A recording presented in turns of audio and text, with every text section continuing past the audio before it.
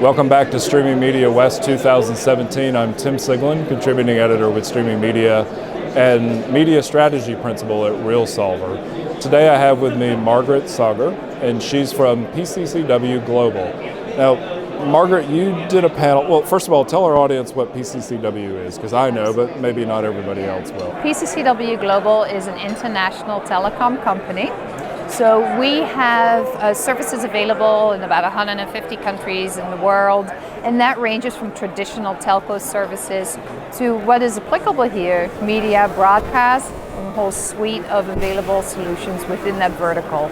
Interesting. So you were on a panel, or you did a presentation about virtual reality video. Exactly. And specifically, what was the focus? So it's a use case that was developed earlier this year, and one of my colleagues in Hong Kong, Alex Berriman, had the thought of why not do a live 360 VR event as a proper use case, because little to none were available at the time. That's how this kind of ball got to rolling. We already have internet, we have talent, we have knowledge. Now, how could you combine all of that, partner with the right partners, and make this a reality? And who was the right partner from a talent standpoint? So internal, within PCCW, we have many different organizations. One of them is Now TV, so a lot of TV talent right there. Of course, our own data, backbone infrastructure. And we partnered with Harmonic, who had already done some similar use cases that we could kind of brainstorm together on what would be the right 360 live event approach.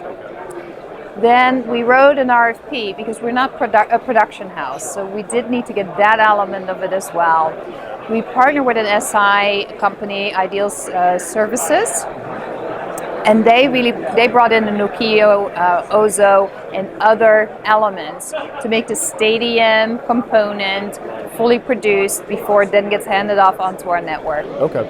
And the event that you covered, I know we talked about that earlier, but tell me what was the event that was used? Yeah, Hong Kong Rugby Sevens, one of the largest international sporting events, takes place in Hong Kong.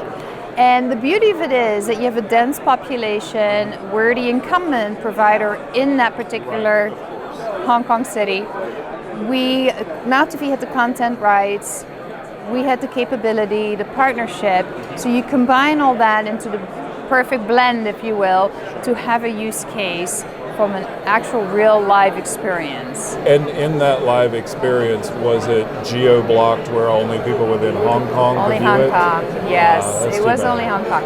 It is too bad, but as VR is still in some ways in version 1.0, it gave us a lot of insight and experience into what went well, what kind of were the handicaps and struggles, the user experience, our client, actually Now TV, allowing us to do this, and what can we do next go around? How is this really helping the user experience?